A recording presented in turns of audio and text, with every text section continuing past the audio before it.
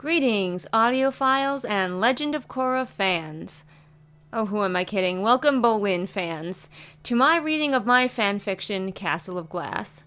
Legend of Korra and the characters therein belong to their respective owners and creators. The original characters and the premise of this story belong to me. Enjoy!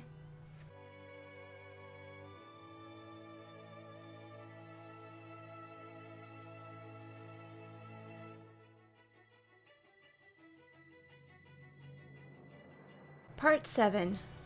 Earth and Water. Bolin took the stairs to the healing hut 2 at a time. He almost knocked Kita over with his urgency as he reached her. He grabbed her upper arms, looking her up and down with concern. "Where are you hurt? What did this?" Kita's mind was slow to catch up. Too much had happened in a day, and she was weary to the bone. Finally, her foggy brain figured out why the young man was so alarmed. "It's not my blood," she said, her voice very quiet. "It's not mine," she said again, louder, when Bolin kept looking her over. She glanced past the earthbender at the people waiting below. His brother Mako and some others. Asami, was that her name? And the man, the soldier. Bumi? "The Avatar came back," Kita said, the realization finally hitting her. Her face brightened as she looked up into Bolin's. "We're going to be okay!" She threw herself into his arms. Bolin stepped back in surprise as Kita's weight hit him. She nestled into the front of his coat, and it was the best, warmest feeling he could remember. Better than when he and Mako had slept in a warm bed after ages on the street. Better than when he had found Pabu. He wrapped his arms around the girl's shoulders and soaked it in. His nose was in her hair, smelling the spice and blood and sweat, and he loved it. Then he looked up to see the shocked and angered face of Kita's father, who had clearly followed her outside. Bolin gently extracted Kita from his arms, also feeling Mako's stare at his back. "Ah, Mr. Torque. Nice to see you again. I was just... Kita, she..." He stopped when he caught the look still shining in the man's eyes. The look of a father contemplating the murder of a young man who dared to hug his daughter like that. "Daddy?" Kita turned to look at her parent. "Dad, the Avatar is back. We're going to be all right." "Not necessarily," said Mako. Bolin wanted to hiss, "Not helpful," to his brother, but didn't. Instead, he tried to put on a convincing smile. "She is. We are. Kita, can I maybe talk to you somewhere else?" She was standing very close to him, though they were no longer hugging. He was still concerned about the amount of blood on the front of her clothes. Her face was pale, and beads of sweat still stood out, even in the cold. He wondered if she was ill. Kita shot a glance back towards the healing hut. I might be needed inside." "We'll meet later, then, before we..." He hesitated. He knew that later that day they would attempt an attack on Unalaq's base. He had no idea how they would make that happen, but he assumed that Korra had a plan. Or Tenzin. Surely the wise airbender would know what to do. "I think she'll be busy all day," Torque answered for his daughter. He put a hand on Kita's shoulder. The girl shrugged off her father's grip. "Dad, it's fine. The emergency is over. I've got a few more healing tasks, and then the wounded need to rest, and so do the healers. I'll finish up and talk to Bolin then." Torque did not look pleased, but Bolin was glad that the man did not argue, merely grunted and walked back inside. "Meet me behind the hut in a few hours?" Bolin asked hopefully. She looked back at him, and he was overwhelmed with a feeling of fondness. He wasn't certain where it had come from. He barely knew this girl, after all, but here she was, and she seemed happy to see him. Sometimes Bolin could count on one hand the number of people who were happy to see him. Most people seemed indifferent to him. It felt nice to be wanted. But then maybe her blue eyes were only filled with so much relief because he came with the Avatar, the one who was supposed to save her tribe. Bolin decided to step back instead of grabbing her hand as he so desperately wanted to. Kita watched him, her expression complex. Then she nodded and turned, walking wearily back into the hut. Bolin stood for several moments, staring at the closed door until his brother got his attention. What was that? Bolin walked down to rejoin his companions. He rubbed the back of his neck. Her name is Kita. And you hugged her? A lot, Asami pointed out, eyebrow raised. I assume you know her? Yes, I know people, Bolin snapped, feeling confused and annoyed. Is that such a surprise? I have a life outside of being a sidekick to the Avatar, you know. Everyone just stared at him. Mako cleared his throat. She, seems nicer than Eska, anyway. Before Bolin could reply that Kita was to Eska what a warm day was to a sudden freeze, Tenzin, Kaya, and Korra came back out of the healing hut. Bolin watched Tenzin's face, hoping to see some sign that the fabled Master Katara had been able to help Jinora. Bolin's heart fell when he saw the look in the airbender's eyes, the hollowness that was making its home there, and was apparently in for a long stay. I talked to the rebels, Korra informed the group. They say that Unalaq has got the southern portal surrounded. Harmonic convergence is only a few hours away. Then we have to break through the enemy lines ourselves and get to the portal now. Tenzin's voice was curt as ever. There's no use talking it over. We know what our mission is, Korra agreed with her mentor. A suicide mission, Bolin muttered. He, for one, thought that talking about it might be a very good idea. All these half-baked plans and improvising were not his favorite thing. He wished for once they would have a well-formulated, thought-out strategy. As if on cue, Boomy piped up with one of his war stories.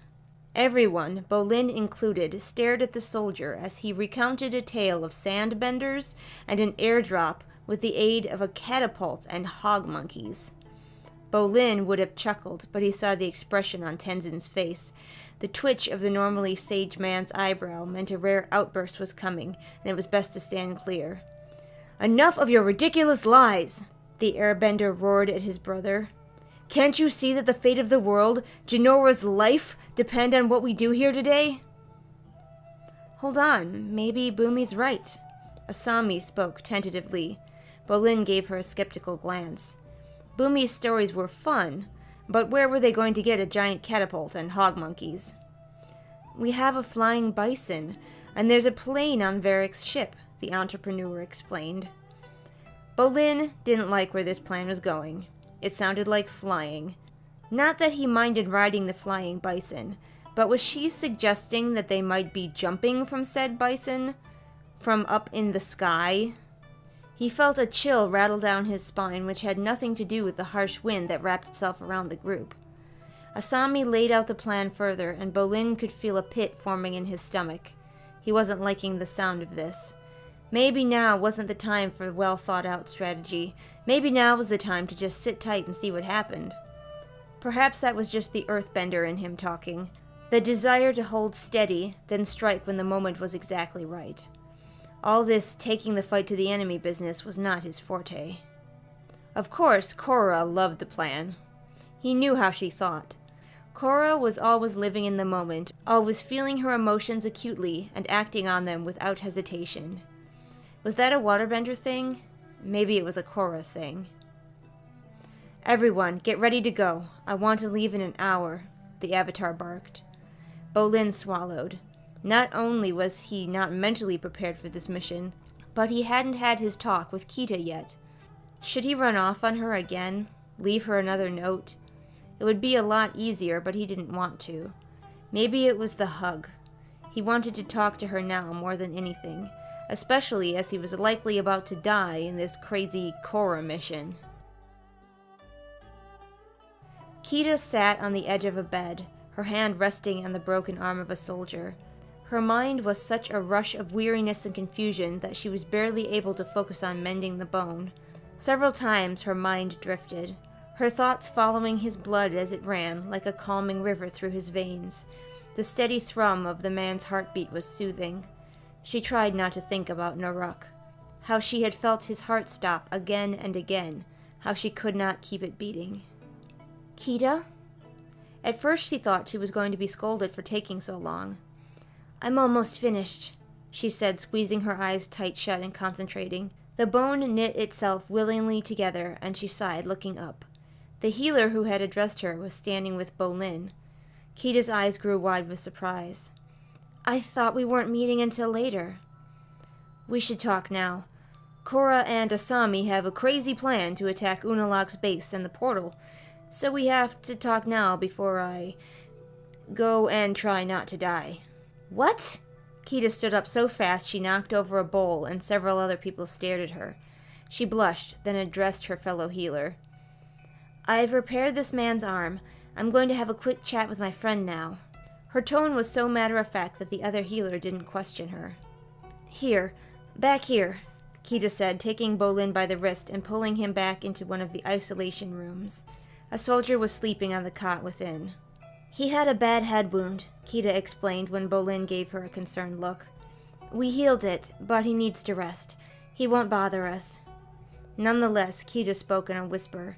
The sound of the man's gentle breathing calmed her somewhat as she strode across the small room, then turned to face Bolin. She wasn't sure what to do or say. Bolin didn't seem certain either. He shifted his weight from foot to foot, only meeting her eyes for a few seconds before looking at his boots. "You're sure you're okay?" he mumbled shyly. "Yes." She felt the corners of her mouth pull into a tight smile. "The blood is just from healing bending so many people today. I haven't had time to tidy up." For a moment her mind panicked. What was her hair doing? It must look like a lizard rat nest. She tried not to think about it.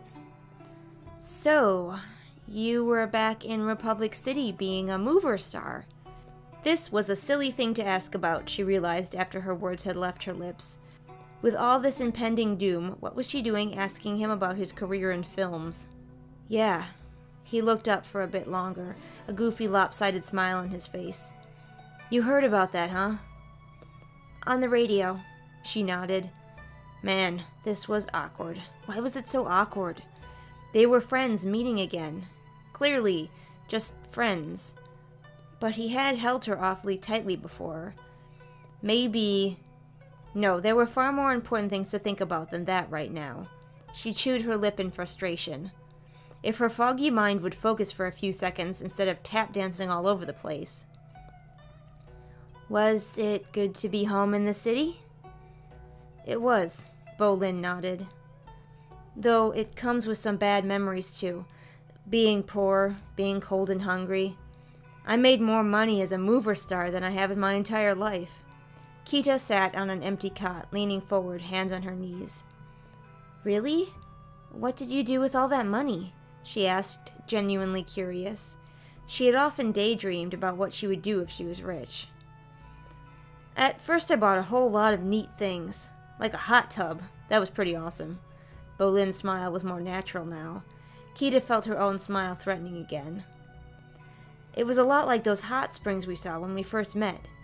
Well, not when we first met, because that time you knocked me over into the snow." "Are you ever going to forgive me for that?" Kita asked, folding her arms while trying and failing to look serious. "No." Bolin, too, attempted to adopt a stern expression. It only made him look more comical. "I think you permanently injured my... whatever bone this is." He gestured vaguely towards his backside. Kita giggled. When she did, she saw Bolin's face light up, and he stepped a little closer to her. She felt her face grow warm, and she wasn't sure why. "You're such a big baby." "Says you," Bolin snorted exaggeratedly. Kita scooted over on the cot, and Bolin got the hint, as she had been hoping. He sat down beside her, their shoulders touching. They didn't look at each other for a long moment. "So, a dangerous mission, huh? To take on Unalaq? I had been hoping that the Avatar would bring back an army. We were counting on it, actually." "Sorry, no army," muttered Bolin. He did sound genuinely sorry, as though it was his fault that the army was not with him. "Even after I saved the President of the Republic, they still wouldn't risk going to war with the tribes." "You what?" Kita turned to look at him then, eyes wide. Bolin told her the story of how he had been at the premiere of his latest and greatest mover, and how someone had tried to kidnap the president. He had fought off the foe using his earthbending skills, all while his hero alter ego was on the big screen behind him. He got up to act out some of the more exciting parts, and Kita was on the edge of her seat. When he finished, she clapped quietly. "That sounds so exciting! You really are a hero!" "I think I just realized that I had to get my head back in the game and stop being such a snob," he admitted, shrugging and striding back across to sit beside her. The warmth from his shoulder felt so nice, Kita thought. She wished she could lean her head against it, but didn't. She wasn't certain why. She felt shy around him now. She had felt confident around him before. She had kissed him, hadn't she?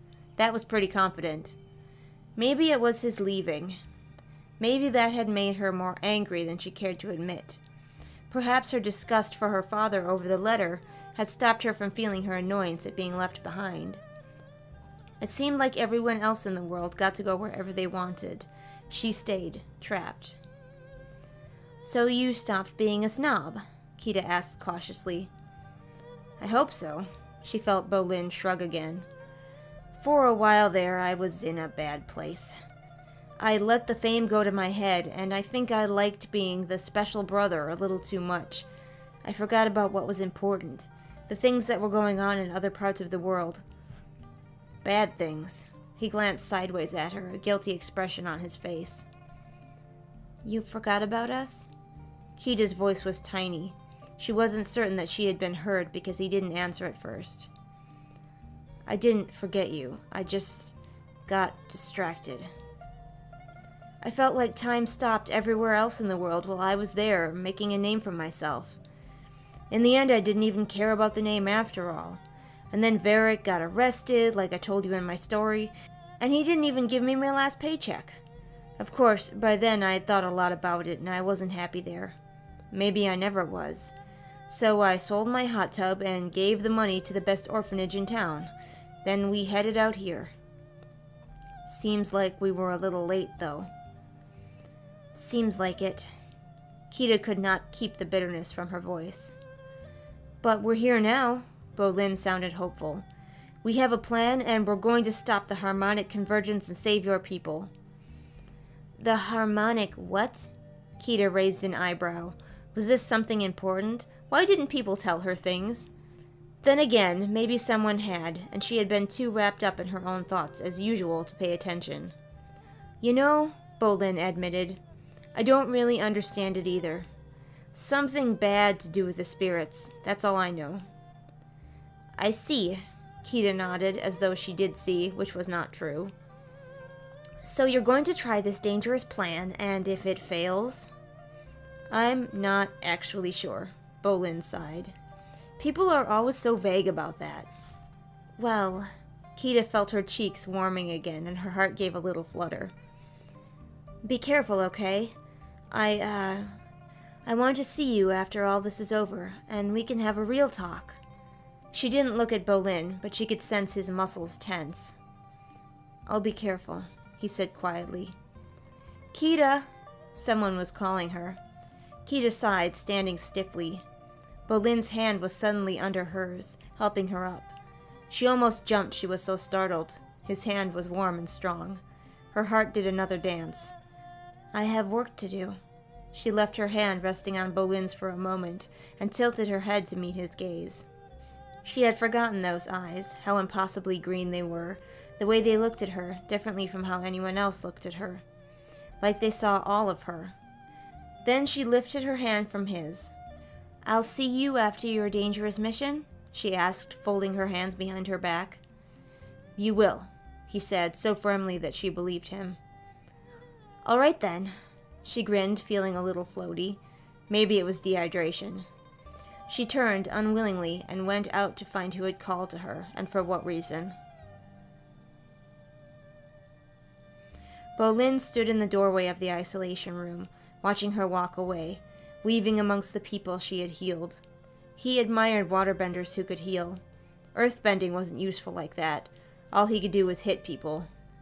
His eyes were captivated by the grace with which she moved, like a river wending around its banks, even as tired as she was. "Hey, kid." Bolin jumped, turning to see the man with the head wound was awake and looking at him. "Yes, sir?" "Why the heck didn't you kiss that girl?"